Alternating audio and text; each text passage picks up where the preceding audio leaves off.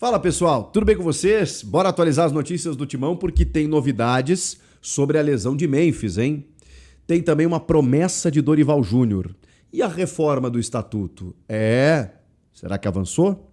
Chega mais, eu sou o Chico Garcia, inscreva-se no canal e vamos juntos. Eu já começo pela reforma do estatuto, né, que foi colocada na reunião do Conselho, prevista para essa noite, mas que teria inclusive uma Assembleia Geral no próximo dia 20 de dezembro, para definir a reforma do Estatuto com aqueles pontos específicos, né, tão do anseio do torcedor, como, por exemplo, a eleição com a possibilidade do sócio votar, ampliando muito mais o colégio eleitoral, né, que hoje é de 4 mil aptos apenas, e também da possibilidade do clube se transformar numa SAF, que hoje tem impeditivos, mas que a reforma no Estatuto preveria isso. De que forma? Não sei, o anteprojeto previa lá que o conselho, né, que o clube associativo ainda deteria, né, 51%. Contra 49% de um investidor. Isso vai ter que ser mudado. Mas, enfim, tem várias mudanças sendo estudadas e aí é que pega. A novidade é que eles adiaram a votação da reforma do Estatuto porque os conselheiros pediram mais tempo e agora ocorrerão debates setorizados, específicos sobre cada tema, enfim, e com isso a Assembleia Geral, que seria no mês que vem, vai acontecer apenas em março. Tem reuniões previstas, né, em várias datas de agora até fevereiro, para que se debata, né, essa reforma no Estatuto.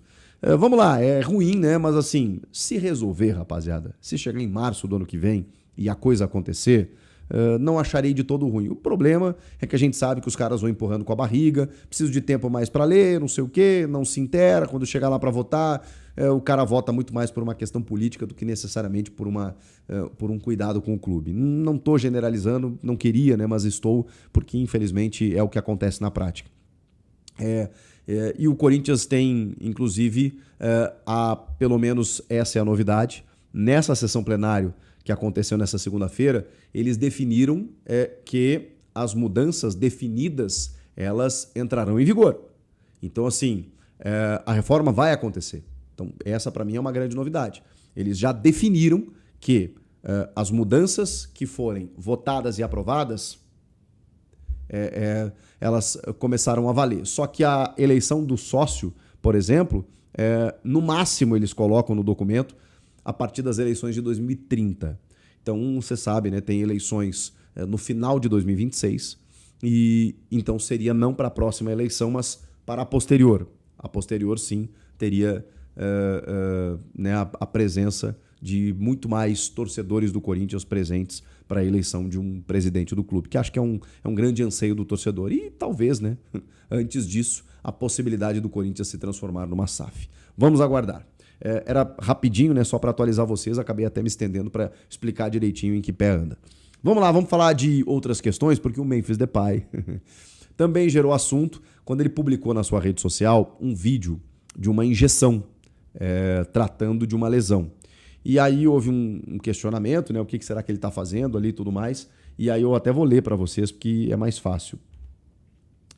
Ele passou por um procedimento, segundo o departamento médico do clube, de punção articular no joelho esquerdo e administração e colocação de ácido hialurônico, que enfim, eu sou completamente leigo, né, gente? Mas a gente sabe, né, que são medidas, né, que os jogadores tomam em algumas lesões para poder, enfim, aliviar a dor, fortalecer o músculo, a região ali e tudo mais. Então, chamou a atenção, né? Porque foi uma injeção direto no joelho do jogador. E aí eu me volto para a coletiva do Dorival, que teve uma pergunta muito interessante, que se nessa partida contra o Cruzeiro, por exemplo, que ele foi poupado, pelo menos essa era a informação que se tinha, por conta de dores no joelho.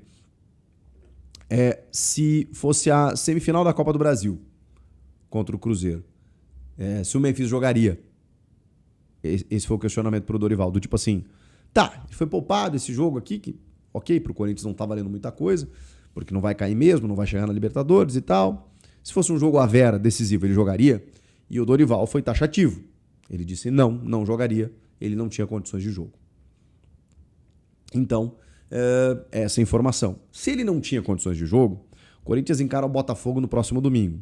A gente vai ter que acompanhar dia após dia, porque é o Botafogo domingo, em casa, o Fortaleza fora na outra quarta-feira e depois, no final de semana, último, derradeiro do Campeonato Brasileiro, recebe o Juventude para se despedir 3 dias antes da semifinal da Copa do Brasil, dia 10 de dezembro contra o Cruzeiro. Então, tem poucos dias aí para o Memphis estar ok para o jogo contra o Cruzeiro na Copa do Brasil. Será que ele joga algum desses 3 aqui? A gente vai ter que ficar de olho.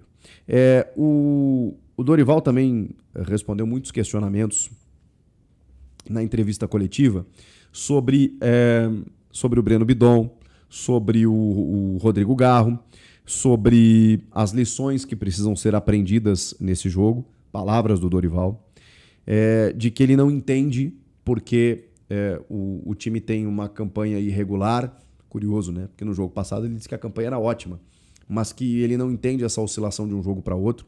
E aí eu preciso dizer uma coisa. Dorival, com todo o respeito que eu tenho, e tenho mesmo pelo profissional, extremamente vencedor, e assim, sem falar na pessoa, né? Eu amo o Dorival como pessoa. E como técnico admiro, reconheço a sua competência. Isso é trabalho do técnico também. Não adianta o treinador vir a público e dizer assim, eu não entendo essa irregularidade, que é aquela ideia que a gente fala, né, meio batida já, até que o elenco escolhe jogos para jogar, mas fica muito claro quando a gente percebe, né? Quando a gente faz uma análise um pouco mais profunda, a gente entende que, cara, tem jogos que o time entra de um jeito e tem jogos que entra de outro. Isso também é treinador. Eu também preciso cobrar do treinador que ele mobilize esses caras. E ele não está fazendo isso. Os caras estão escorados na semifinal da Copa do Brasil e talvez até o técnico esteja. Eu sou obrigado a fazer essa leitura. A gente fala dos jogadores, talvez o técnico também oscile. Talvez o técnico também esteja mais motivado em determinados jogos, em clássicos ou esperando a semifinal. Porque o Dorival é um especialista em Copas do Brasil. Já ganhou 3. Ele sabe ganhar. Já ganhou pelo Santos, já ganhou pelo São Paulo, já ganhou pelo Flamengo. E agora pode ganhar pelo Corinthians. Mas em campeonatos brasileiros, as campanhas do Dorival em campeonatos brasileiros, ela invariavelmente é complicada. Ainda mais as recentes, mesmo estando no Flamengo. Aliás, ele não teve o seu contrato no Flamengo renovado depois de ter sido campeão da Libertadores e da Copa do Brasil por conta do desempenho brasileiro. Porque entenderam, eu não estou dizendo que eu concordo, eu fiquei puto na época. Eu falei, cara, o cara é campeão de Libertadores e Copa do Brasil e manda o cara embora, acertam, né, com com quem que acertaram na época? Foi com o Rogério Ceni? Não, 22, isso, para 23. O Vitor Pereira, nossa, olha, a minha cabeça me dá uns brancos, né? Porque foi tão claro isso na nossa mente, né? Vai lá, o Flamengo contrata o Vitor Pereira, que não ia mais trabalhar no Brasil, né? Depois de sair do Corinthians. E o Vitor Pereira, que perdeu a final da Copa do Brasil para o Dorival. Mas, pelo desempenho do time, inclusive, nessa final, que não foi tão satisfatório assim, porque o time ganhou apenas nos pênaltis, o Flamengo entendeu, não vamos seguir com ele. Então o Dorival ele também tem algumas inconstâncias, embora títulos representativos nos últimos tempos. No São Paulo. O São Paulo que ganha a Copa do Brasil em 2023 é um time que vai ganhar uma partida fora de casa na penúltima rodada e que escapa do rebaixamento na rodada 30. Então assim, a gente precisa lembrar essas coisas. O Dorival em campeonatos brasileiros recentes teve problemas. E essa inconstância, essa acomodação, talvez seja do técnico também. Não seja só dos jogadores. Porque ele é um especialista em Copas e talvez ele também esteja esperando a Copa para salvar o seu trabalho. E aí, sobre isso, tem uma promessa do Dorival. Que não é só do Dorival. Eu vi que o André Carrilho também colocou na rede social: nos vemos em 15 dias, Cruzeiro. Olha o Carrilho, hein? Porque ele entende, e ele precisa admitir isso, que ele não tá bem. O Carrilho, cara, foi um dos jogadores mais elogiados por este que vos fala, desde que ele pisou no Parque São Jorge, no CT Joaquim Grava, em Itaquera. Foi um dos jogadores mais elogiados por mim. Eu acho ele de um refino técnico absurdo, mas ele não tá jogando nada, nem perto do que jogou. E ele falou: Cruzeiro, nos vemos em 15 dias. chamou a responsabilidade. Gosto disso. Ah, mas se perder, gosto disso.